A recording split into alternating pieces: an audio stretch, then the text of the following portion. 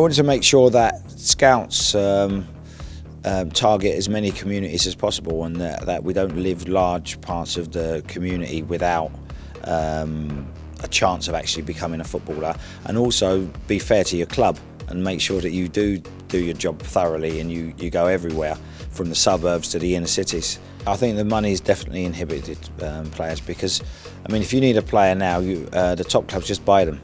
They don't wait for the person who's in the reserves, or they don't try them out.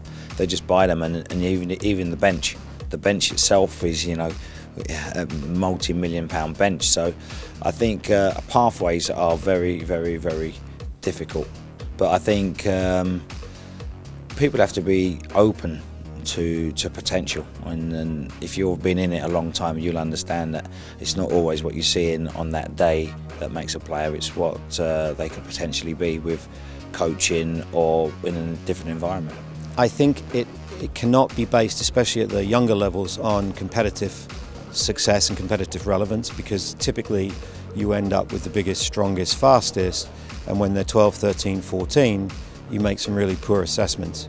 So when you look at wonderful players like Messi and Neymar, you look at their physical stature, although they're mature men, I think we would probably be losing a lot of those players if we're not creating development programs which are very conscious about physical maturation. If it's all about just finding players from around the world and paying millions and millions of pounds, then you're not going to focus on the grassroots communities, and that's what we've got to do more of. I think how clubs are owned is a big thing, because Germany seems to have quite an even keel in how the economics are dealt with there. So that means that they can bring their own players through. Whereas in the UK, the clubs are owned by many different people who have their own ways and their own values and their own ways of bringing players through. And some of them want instant success, some of them want long-term success.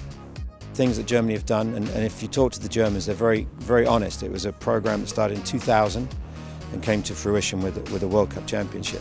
And it's easy to say Germany because they're the World Cup champions, but I think it's a fantastic model.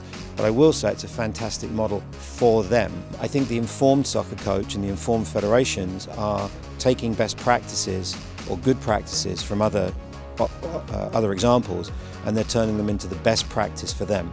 I think the key challenge is looking at those good practices and making them the best practice for you.